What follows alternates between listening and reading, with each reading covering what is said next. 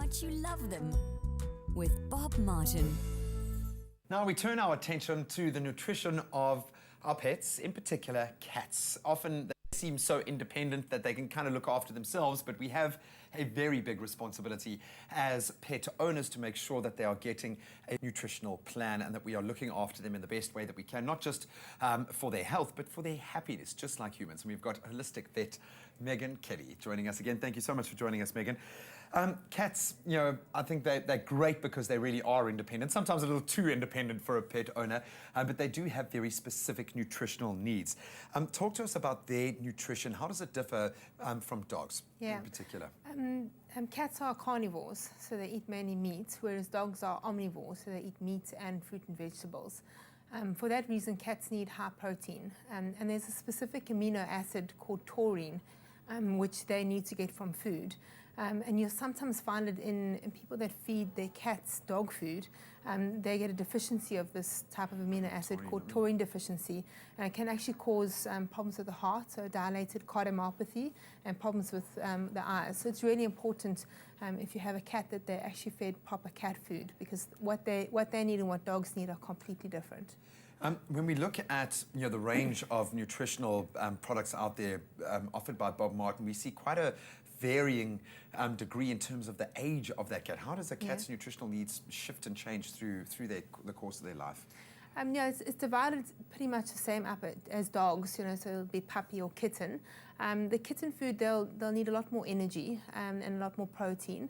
And then as they go into the adults, we normally go from about 9 to 12 months, change onto adult food, and it's sort of more maintenance food.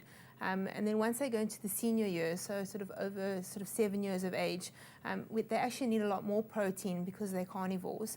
And then we need to maintain their fats too, because some of them don't absorb the fats as well as when they were younger.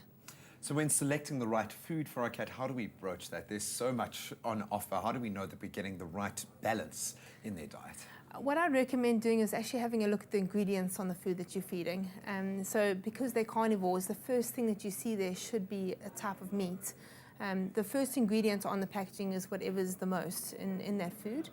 If there's a carbohydrate, then that's the wrong food for your cat. So you want, and ideally a whole protein, so you want chicken or fish, not some type of meal. Then you're getting the wholesomeness of that protein. When it comes to drinking water, we know that dogs will lap it up. We often don't see cats drinking as much water. How do we ensure that they are being sufficiently hydrated? Yeah, they're quite secretive about drinking for about some a lot reason. of things. Yeah, and sometimes they actually like to drink from dripping taps. You'll often see little paw marks in the basins, or from outside somewhere. I don't think you have to be too worried about cats drinking. Just make sure that you provide enough water, so provide it.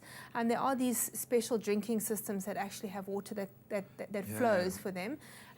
If a cat is not drinking, they'll usually be sick and they'll be dehydrated. So if you pull their skin behind their shoulders, it'll actually tent.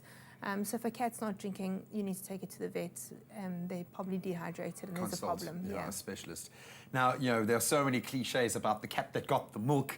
It's become a romanticized notion, probably because of Disney, that cats love milk. Is this the case? What we look at humans' inability, with dairy to process dairy products. How does milk tie into their diet? When they're kittens, they've got an enzyme called lactase, which actually digests the milk. So lactose in the milk, that's usually the problem. Like you'll hear of people being lactose intolerant. As they get older, some cats lose that ability. So if you do feed them milk and they have too much, it'll cause a diarrhea. And it's usually about 12 hours after they've had the milk.